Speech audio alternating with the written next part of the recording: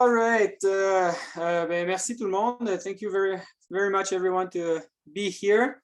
First, I want to let you know that we will be recording the meeting so I can use it again with some other coaches. If it's okay with everybody, if someone have a problem with that, raise your hand or something and we will stop the recording, but I believe it should be okay.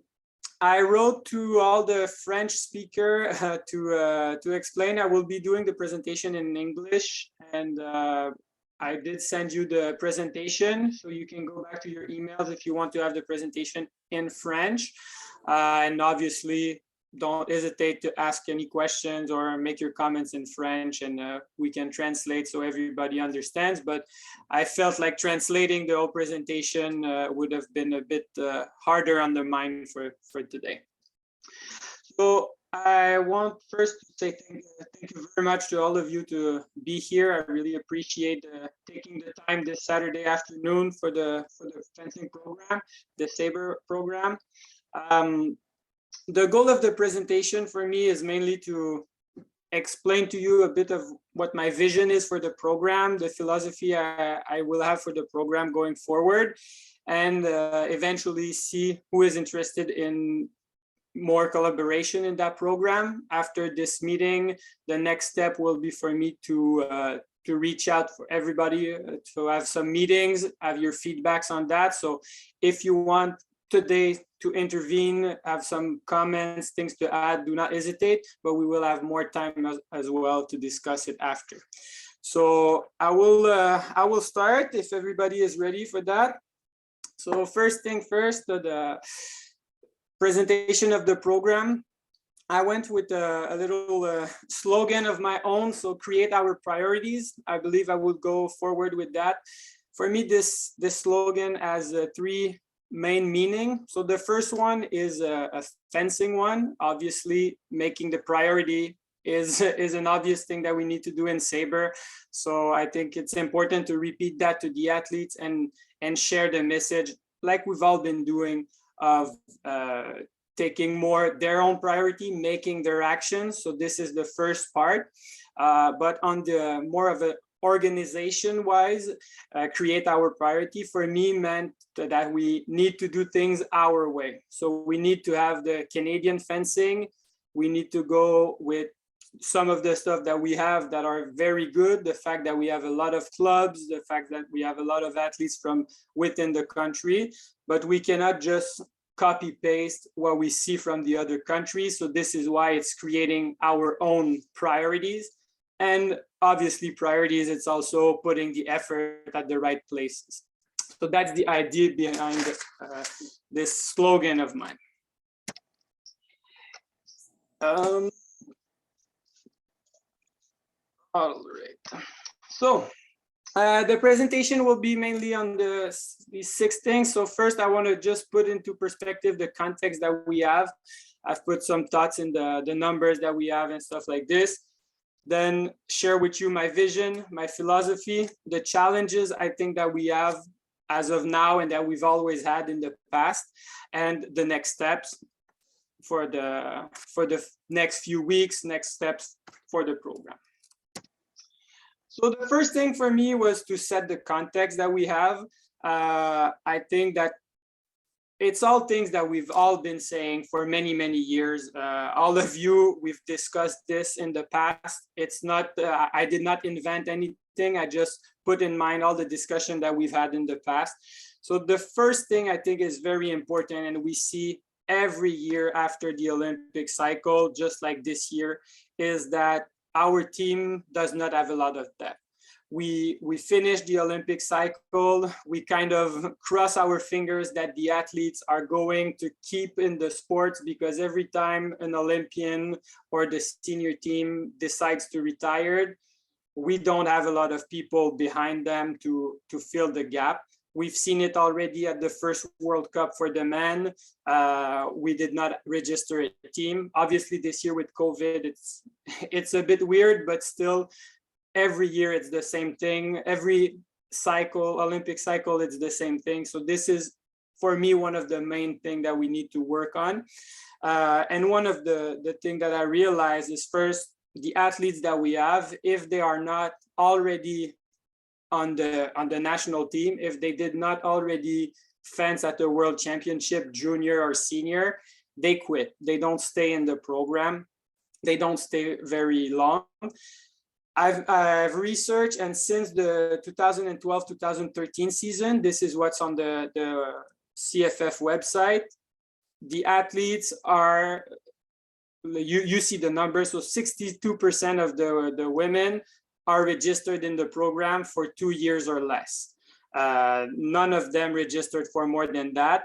And even more speaking, the only athletes that have been registered every year for the 9 years of the program, it's the ones that make the World Championship every year. So obviously Fares, Shaul, Gabriela, they do register every year, but other than that, the other people, they don't stay in the program for very long. And especially in our sport where it is long to build the athletes, for me, this is something to think about. The numbers right now that we have, we all discussed it at the national championship. We were impressed by the numbers, and it is going up. So the first graph that you have on top, it's just the numbers of registration in the national championship. So every single category does increase a bit less in demand. Demand, it's been a bit less nowadays.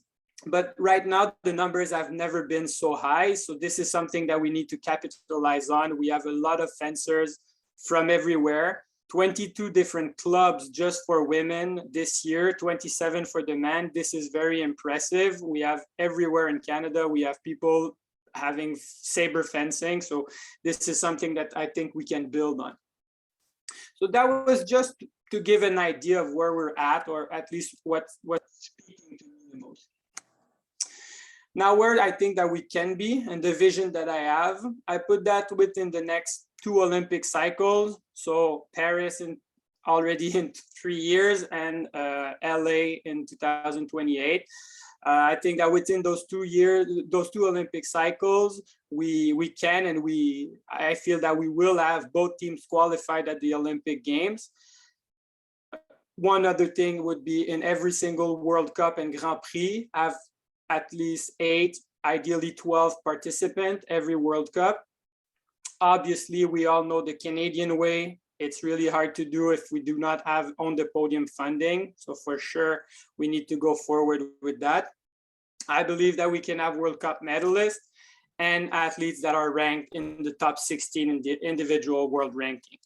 So I think that within those 2 Olympic cycles, this is what we can actually aim at and work towards that.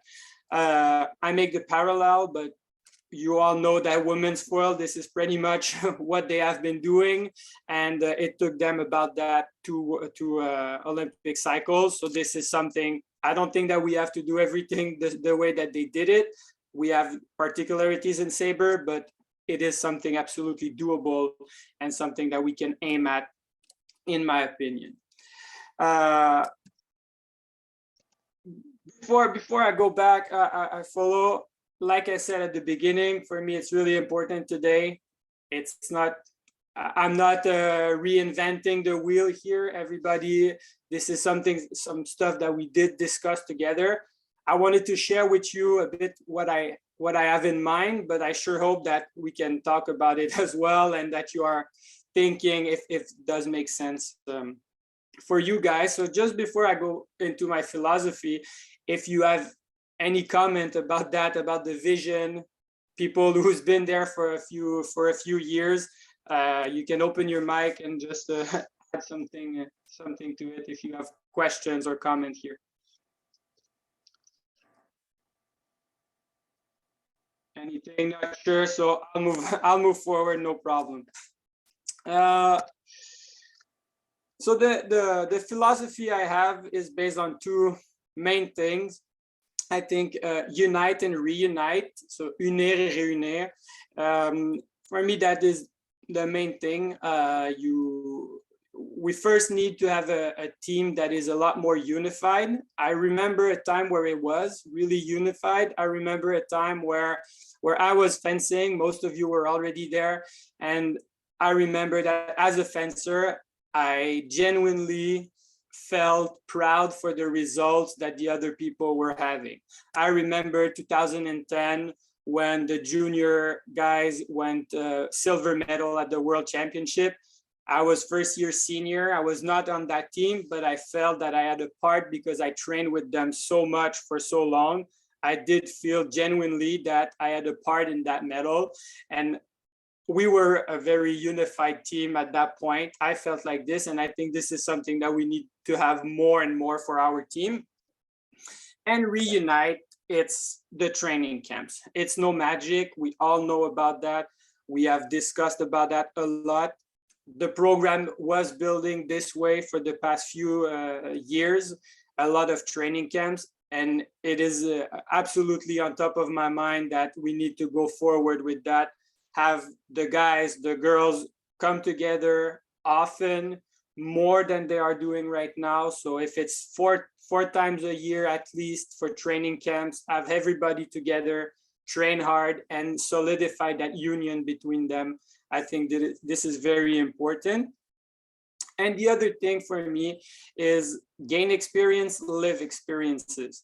So the gain experience is going into a lot of competition, have training camps, fence a lot with other fencers from around the world, but also live experience in the idea of everything that is around. Speaking with a lot of athletes and doing some research on why people stick in the sport, especially like I was speaking earlier, if we want our athletes to stay in the program for more than 2 years, well, I think that they need to feel like they are doing some things and they have memories out of this. So live experience is actually traveling to a competition, traveling to a training camp. Yes, they will gain experience from that training camp in Europe, for example, but everything that is around, visiting the sites, the memories, the friendship that they will build around that, I am 100% convinced that people will stay in the program. Maybe they will transform this 2 years in our program into 4 or 5 years. And here we're not talking about necessarily the people who will make it for the World Championship, but they are going to be a number 6, a number 7 in our ranking, where they can push each other a lot more, because these peoples right now, the people who are number 7, 8, 10 right now, after 2 years, they just quit fencing or they stay in their province, because one of the reason is that they don't live those experiences, and it's not interesting for them to continue. So that's why the second part of the philosophy is gain experience, lives experiences. Any thought about that? Any idea of about this part?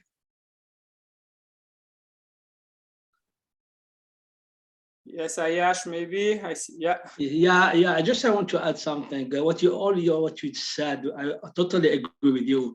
What we need to do, especially the national organization, to keep our artists as long as possible, we need political decisions. Political decision means the artists who get senior, who are at the universities, these artists we need to secure their future. If you take the example in France or in Italy or in Russia, the people who are in the senior team, these people, they already have a job when they finish their career. But our situation is completely different. Josh McGuire left because he has to go back to the university and get a diploma. I think this is mostly political, and the CFF has to find a way to avoid that. Because if we get over that, I'm sure we're going to have at least 10 senior artists staying in this level. Yeah, thanks. It's a very good point, and obviously it's not us 10 around the Zoom. It is higher than us at some part, but I think just to name it, just to have that in mind, it is a very good point, Ayash, and thank you for bringing that to to add some things. Obviously, it's not just us, but to also have that in mind and respect those choices from our athletes. Also, to if they are going to the university, they need to train. How can we at least help them going to that? And obviously, at a higher level, the political level, maybe we can, as an organization, try to put more pressure on that. But it is a very good point. Thank you. Any other idea about these things? Otherwise, I will move forward, no problem. Excellent. So from that philosophy, I think that also comes some values about the program. The values that I prioritize, obviously, there's a lot of values important in building an athlete in an organization. But in my mind, those are the top 4 that we need, both for our athletes and for us as an organization, for myself in the work, but everybody working with the athletes in the program, everyone who is in interaction with the athletes should have that in mind. So the first one is professionalism. The professionalism from the athletes first. They need to understand from day one that they are in the program, and I'm talking about the cadets here, the U15, as soon as they are in the program, that this is part of their life. It's an important part of their life, and they need to be professional about it. What I mean by that is obviously the most obvious, being on time, being serious, but more than that, having that in mind in many different aspects of their life. So are you just going to go to a training camp or go to the competition and not really prepared, not trained enough for this competition, but just go for going for the fun and all? But on our part, I think in the professionalism of our organization, it's first these kinds of meetings, to have everybody sit together, have everybody go in the same direction, back it up with some data at some point, the researchers that we have, and organizing training camps that are very well organized, that are clear for the athletes, stick with the demands with the athletes. You know the idea, but I think that everybody from the first training camp in the program for the athletes or the seniors or the staff, everybody need to have that in mind. The second values that I think that has been maybe lost at some point is the proudness of the program. I talked about it a little bit. I remember when I was younger, I remember the first time that I received my tracksuit for the team. I remember actually at that time, the patches that we have on our pants, you were only allowed to wear those when you were on the team. Actually, a member qualified for the national team. And this was something to be proud about. And I think this is something that we are entitled to do, because we have good programs, we have very good athletes, but I think that we tend to forget about that because the day-to-day takes over. We forget that we do work a lot, us, the coaches, but also the athletes. And if we share that value a lot more with them on a day-to-day basis in every training camps, I believe the repercussion on that is that when they are on the piste at the World Championship in front of a Russian, maybe they are not as intimidated by them. So I think it goes together, and it's something to share with them also what it represents to be on the HPP. It is something to be proud about. The other thing is the togetherness. I think that's exactly the English word that I want to say. It's unity. In French, it translates it as unité, as travail vraiment tous ensemble. So today it's the first step for me to do that. And I think in Sabre, we have been pretty good if we compare ourselves to some other weapons, but we can still do more. I think it's really important that we are all on the same page. Yes, everybody tries to qualify their own athletes on the team at some point. But the picture is bigger than that. We need everybody to work together. Every athlete to go at some point to a training camp, and whoever do the training camp give so much more to the athletes, and the athletes take so much from everybody that we are, that I think that we need to keep that in mind already, that everything is together. And it goes well with the proudness and the unity of the team that I was speaking earlier of. If an athlete succeed, well, everybody who is here today and a lot of other coaches that are not here today, we still have some part of it. Obviously, their personal coaches is the main coach, but it's more than that, because at some point in a competition, you give them some tip and it did help them and it changed a bit.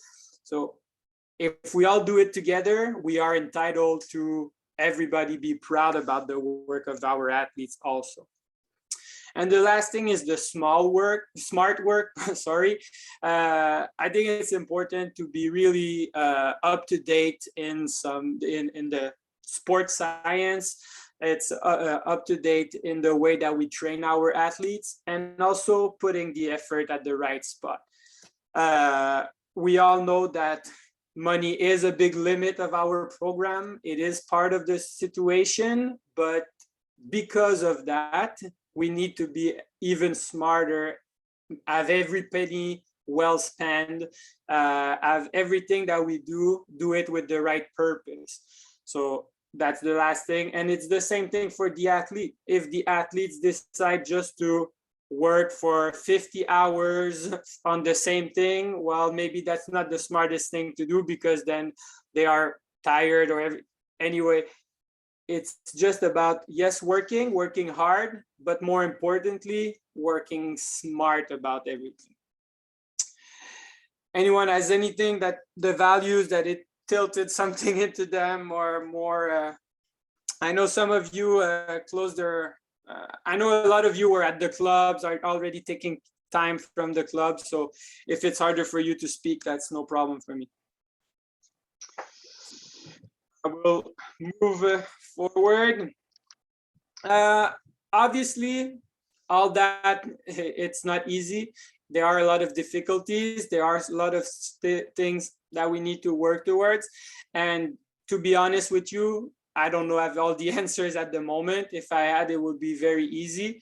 And that's one thing, actually, the difficulties that I want to speak with you after this meeting, when I will reach out to all of you. If you have some ideas, if there are some other things that you think about that will be hard, I hope that we can discuss about that. So the first thing we've already discussed, but it's keep the seniors longer on the program. Our athletes do not stay long enough, so this creates the national team. People who are on the senior national team, they are there for many years, and they are there without working as hard as they could have. Just this year, I have Fares Arfa. After the first competition, after the first Grand Prix, he knew that he made so many points with the top 64 that he was already qualified for the team, and kind of laughing about it, he said, well, yes, for me, I'm on the world championship team right now. That is something to think about, and to have, the more we have seniors on the program, the more it's hard for them to make the team, the harder they will fight, the harder they will train, for sure. The second thing, we all know about it. We've talked about it for so many years. It's always been the same, but we do not have enough high-level matches on a regular basis. And this is something that we need to think about. How do we get our athletes to fence more intense bout, to have this experience that I talked about earlier? The other difficulties is that simply it's never been done. And just because it's never been done, it is hard to believe that it can be done, but I strongly believe that we can do it. So having 2 teams qualified, we have not done it yet. It's never been since the girls are there at the Olympics. They've qualified only once in 2008. and that's the only time that we qualify one team. Which brings me to the other one. It's the Americans are good, but not enough. And that is a problem for us, because if they were in the top 4, probably we could qualify her easier at the Olympic. But the truth is that we need to be in front of them, because it's probably very doubtful that the Americans are going to be in the top 4 in the next 3 years or 7 years. We don't know, but that's another difficulty that we have, that not everybody have, that not every weapon have within the CFF. And a lot of other stuff. I'm sure that you can think about some other difficulties. There are a lot. There will be a lot, and I will hope that we can discuss that. If anyone see other obvious things, other difficulties that we have, please share with me. If not, I move forward. So very simple. The next step for me will be to contact each and every one of you. There are a few others that were supposed to be here today. I don't know why they're not here, but I will contact them as well, because I would like to share with you your thoughts about this. You probably know a lot more. Have other ideas about the things. I've experienced that I don't have also. There are some reason why things have not changed in the past. Everything that I said, like I said, it's been like this for a very long time, and it's really hard to change. So I hope to share that you can share with me in the past why it did not work. What did we try? Maybe we can try again differently, or maybe it's something not worth trying again. And this is where the smart work enters. If we've tried it already so many times, maybe it's time to realize that it does not apply for us. So you can expect an email from me after the end of the weekend, and if you can have a little bit time with me, I would really appreciate to have more individual Zoom or call, or just email if it's easier for you. But I sure hope that I can have some insight from each and every one of you. Food for thoughts. Some stuff that came into my mind recently that I think I can share with you. The first thing is a book. It's called Atomic Habits. It's really, really interesting. I strongly recommend. It's I know it's a first seller on Amazon, so you can take it from that. If you like to listen to books, like audible books, I took it from there. It's 5 hours. It's really short listen. Very, very good. He talks a lot about how we can change in our habits, but it's in a behavioral manner. So changing the environment around us to change the habit that we have, and it's very, very insightful. They have very good stories, so I recommend it if you're interested. One scientific article that I read recently, I will send you the scientific article. I have the PDF, so I will send it to you if you're interested. It's about providing feedback. This is really sport oriented. It's for coaches, but they did research, and with the result that they want in some sport that are close to ours, so we can make some parallel. So very interesting. I will send it to you. And the last one is a podcast that if you want to listen. This one, I have to say, it's not everything. He's the person is a scientific works in baseball a lot. And it's interesting, but he is quite intense. There are some stuff to consider, but it's really interesting, and he has a lot of insight in the environmental approach. So I really recommend having this listen. It's about 20 minutes each episode, different topic. There are a lot of episodes. Do not start to listen to them all, but there are some very interesting. Unfortunately, these two are just in English. I will try to find some French one also and share them with you.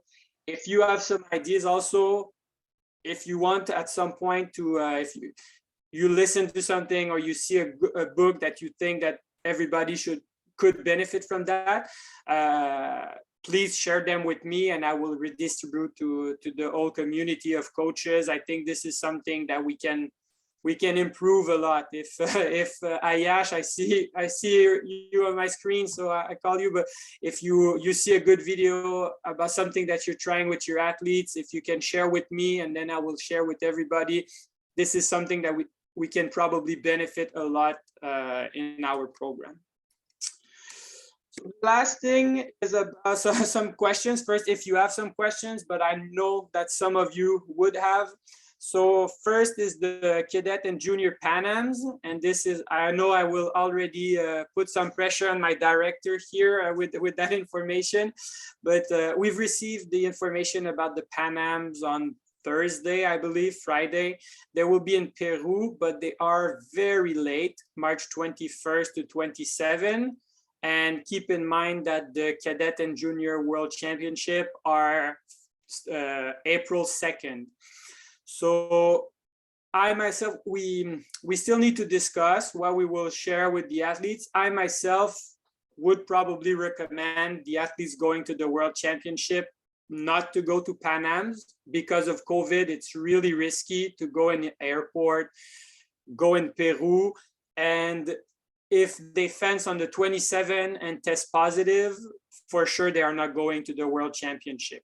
So this is something probably to think about, discuss it with your athletes, obviously, but this will probably be a good opportunity for the athletes who are not qualified for World Championship, maybe to go to Pan Am's instead, because obviously if some athletes feel very secure, they could do both. But it is really, really risky. And I've traveled recently with the senior team, the women team, and it is really hard to travel. You have a test, then your season is over, your world championship is over. So we need to be very careful about that. So like I said, we received the information on Friday. We still need to discuss, but the official information will be sent to the athletes at the beginning of the week. And obviously to you too, but keep that in mind that it is a big risk for COVID, especially for people who qualify for the competition, the World Championship. Vincent, oui. Why the other team don't have this problem of the risks? All the team are traveling, are competing. Only Canadians, we are scared to go. No, all the teams are competing, but a lot of are withdrawing at the last minute. You can see that just at the, I know just for the Bulgarian World Cup, the Korean, there were 6 at the competition, there were 0 because the week before they all either test. The Korean, one girl tested positive and they all went back. Chinese, the same thing. The Greek girl who was medalist 2 weeks before did not compete. So a lot of teams are dealing with that, but we don't realize it that much because they do have more depth. And even if one fencer is not going, then they have others to go. But they are, and it's not so much about getting COVID. Right now, it's really about if you test positive before the competition, you're not going to fence. And every competition right now, there are some fencers who do not enter the competition, but are at the venue, but they test positive. So like I said, I don't want to make the decision for you. It's something that, especially for cadet and juniors, the athletes, the coaches, and the parents need to discuss about that and deal with, are we scared or not about that? Can we send 2 teams instead? One team in Peru and one team at the World Championship. That's something that we are, that's something that we are discussing right now. Right now, it's just, if an athlete really want to do both, well, you can take the risk and still go to both. But it will probably more be like there's a team at the World Championship and then the other ones could go to Pan Am's. That's probably the idea that we have, yes. Raphaël, j'ai vu t'as apparu, je sais pas si tu avais un commentaire ou... Juste pour, oui, je pense que tu as raison. Tu traduiras, hein, parce que je vais pas Oui. m'amuser en anglais. Je pense que tu as raison. Il faut prioriser ceux qui ont quelque chose à faire au niveau mondial. Il vaut mieux privilégier les championnats du monde, évidemment. Et effectivement, peut-être le groupe B, les inciter à aller sur les Panames. Voilà. Après, est-ce que, au vu de la situation telle qu'on la connaît aujourd'hui, sportivement, c'est intéressant? Je m'interroge. Tu peux préciser, je suis pas Bah, certain de c'est-à-dire, tu saisir. vois, là, bah, ça a été fermé, ça réouvre, on en a parlé tous les deux tout à l'heure, ça Ouais. réouvre juste là péniblement les clubs, on va dire officiellement et pour tout le monde à partir d'aujourd'hui.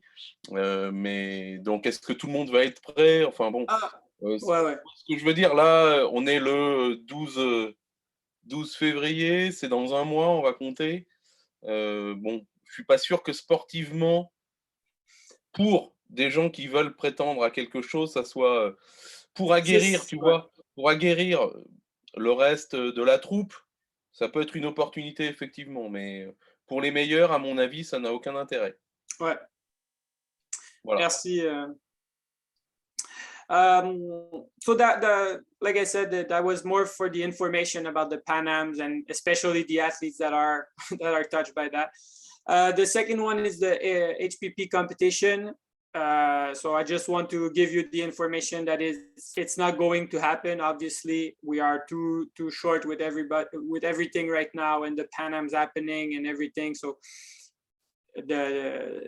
that also you will receive an email and official information in the next week, but just wanted you to not to wait for that competition to happen right now. What do you mean by HPP competition? Is it nationals, Canada So Cup? this was a competition that was in the booklet that was actually supposed to happen in November in the booklet, and did not happen because of COVID at that time. We were hoping or trying to host it in January, February, but it was not doable. So this is just to give you the information. So that means in the national booklet, there were still this competition that could have happened. So it was not exactly a national, it was a national competition, but only for athletes registered in the high performance program. So it was in the booklet, but it's not going to happen.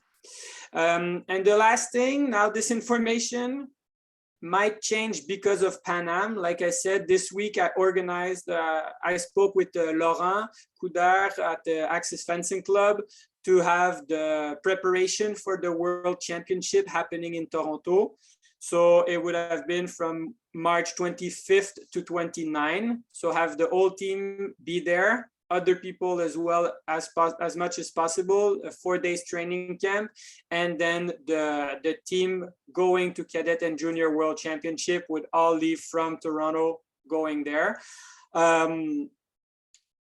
Most likely this will happen that way, just with the Cadet and Junior Pan Ams just happening at the same dates. That might be the only thing that I'm wondering, but since probably most athletes going to World Championship won't go to Pan Am's, there would still be this training camp. At the moment, this training camp is not mandatory, c'est pas obligatoire if you have other plans for your athletes, but for sure, I'm moving forward and I want the program to have more and more of these training camps. I think it's really important if your athletes are number 5, 6, 7, they did not qualify for World Championship, but if they can themselves benefit from that camp, but also help the other people benefit from that camp, it would be very interesting.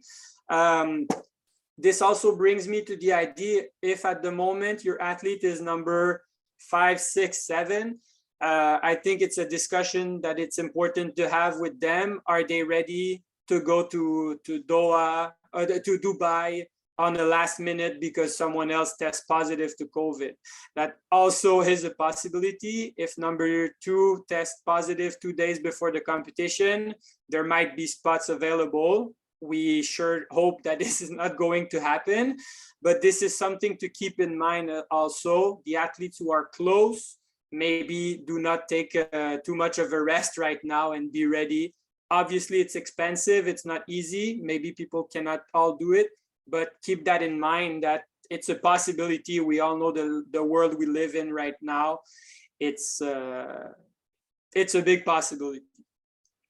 So that was it for more the day-to-day information that I had. If any of you have more questions, if some of you have lessons to give and all, I don't ask you that you stay longer than that.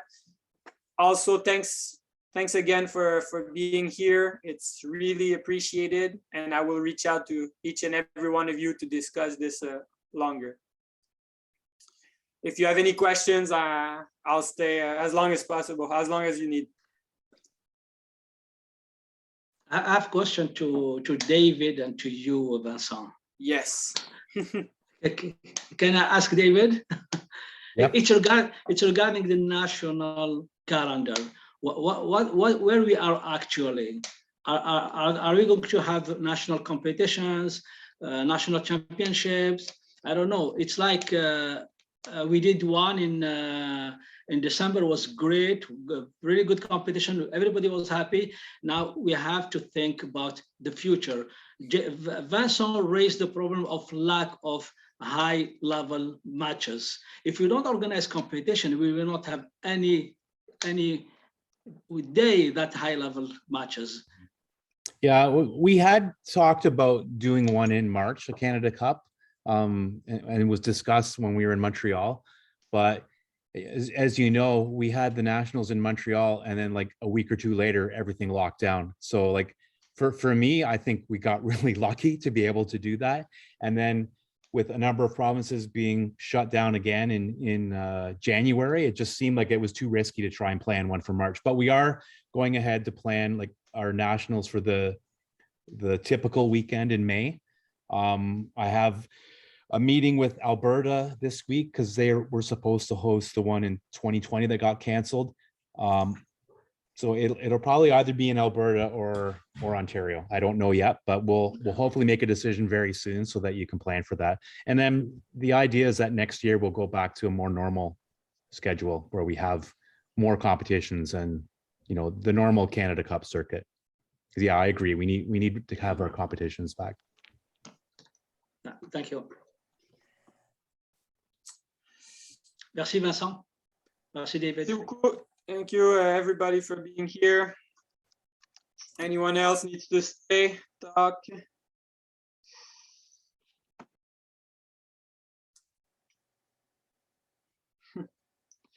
I'm sorry, I'm just reading the messages right now.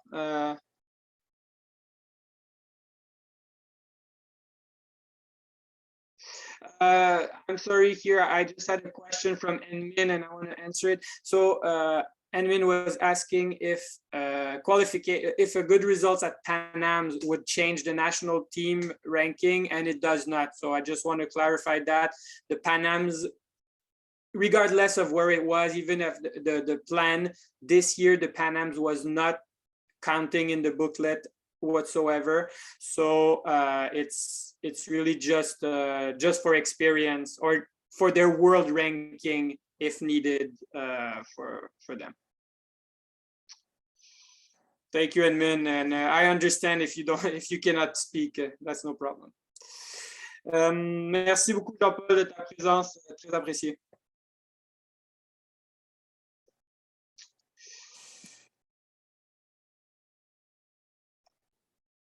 Merci Vincent, bye bye.